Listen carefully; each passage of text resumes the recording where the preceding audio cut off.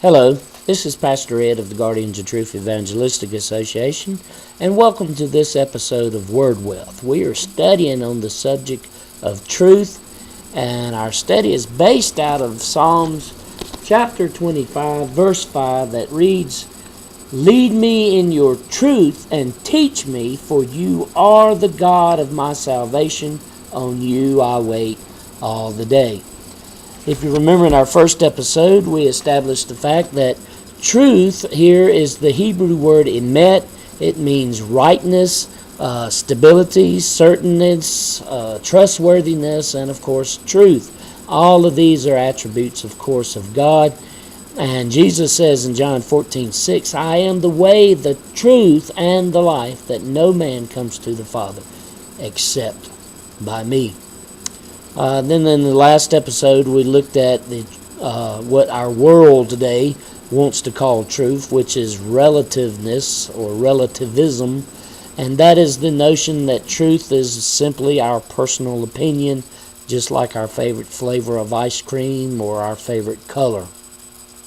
Unfortunately, that's a very dangerous doctrine. And then today we're going to look at three challenges that the truth faces in our culture today. And we're actually going to look at the first of these three. The three challenges are the irrelevance of evidence, the intolerance of tolerance, and the immorality of morality. But today I want to focus on the irrelevance of evidence. And this is the idea that there is no objective truth, that nothing is absolute.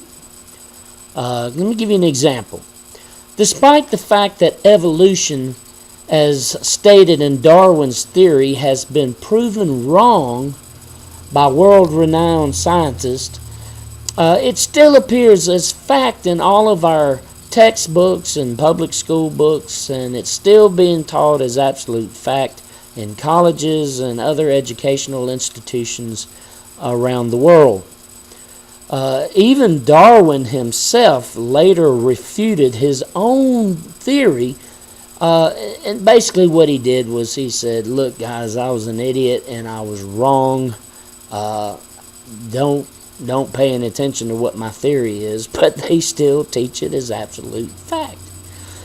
And here's a good little side note. By presenting Darwinism as fact, they who believe that there is no absolute truth are saying evolution is absolute truth. If you remember, I think it was the last episode we did, I told you about the argument to commit suicide, which is like saying that, my brother is an only child. As soon as you say it, it's wrong. And that's what these people are saying when they say that there is no absolute truth, but Darwinism or evolution is absolutely truth. They're teaching it as an absolute truth. They won't even allow creation or even the theory or mention of creation in textbooks today. And they're robbing our children of truth. So what is it they'd have us believe? Evolutionists would have us believe that two particles of nothing bumped into each other out there in nowhere and created everything that is in our world, in our universe. It created the stars, the moon, the sun, the star formations, the nebulas, the galaxies, all this stuff. They even say it created life eventually. All this from an explosion. We dropped a bomb in World War II on Hiroshima. Made a big bang, big explosion. You know what it did? It destroyed things. It didn't create nothing except devastation. Around here in the mountains, they do a lot of blasting when they make roads. They have to blast out portions of the mountains so the road can come through. And you know what it creates? A mess that someone has to come and clean up before they can make the road.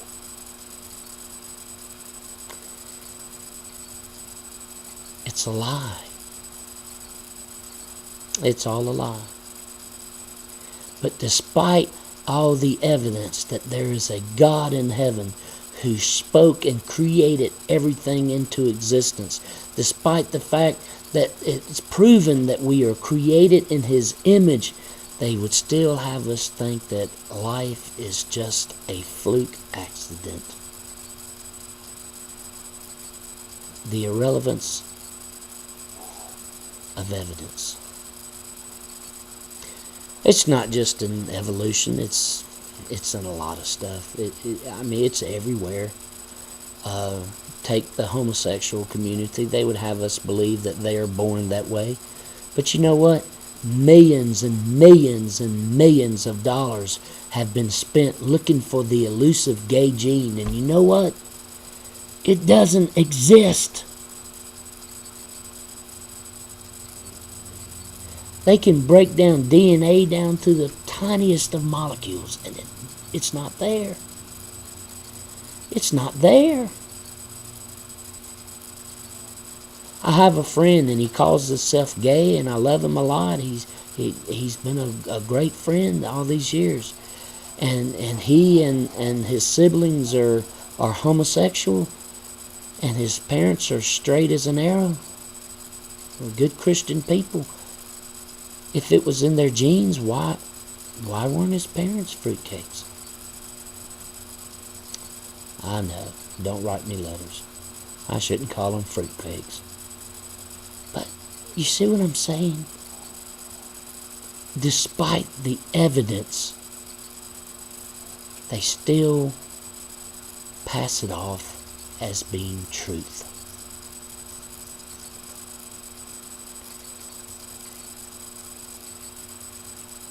They do it in the abortion industry as well. You know, you'll have abortionists say, well, it's just a fetus, it's a blob of tissue, it's not a child, it's not a baby. Today's Mother's Day. And you know, I've never heard an expectant mother say, oh, I'm so happy I'm going to have a blob of tissue. Oh, I'm going to have a fetus. What do they say? They said, oh, I'm going to have a baby. Come see my baby. You ever seen anybody throw a fetus shower? It's a baby shower. Folks, let me teach you something.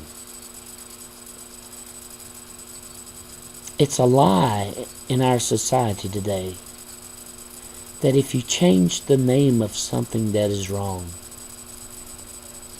to make it seem right, that's okay. It makes it right. And that's a lie from the pit of hell, and it smells like smoke. If you have to change the name of something to make it seem right, that should tell you it's wrong. It's wrong. They're not gay. Gay means happy and joyous. They're homosexual. And it's wicked and sinful. And they weren't born that way. They chose it.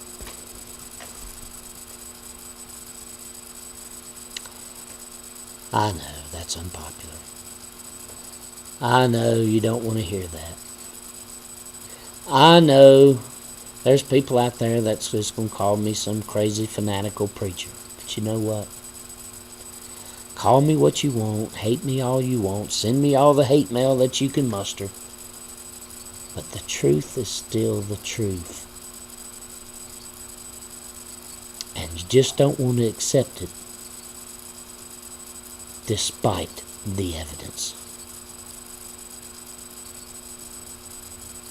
You know that the likelihood that evolution actually happened? Imagine, if you will, a tornado going through a junkyard. And after the storm had passed, there where the junkyard once stood is a perfectly built 747 complete with crew and passengers ready to take off. put together by the tornado from all the junk. You see, the evidence proves that evolution is just as likely as that 747 being created by a tornado. You see, it just can't happen. It just can't happen. You think about that. Goodbye.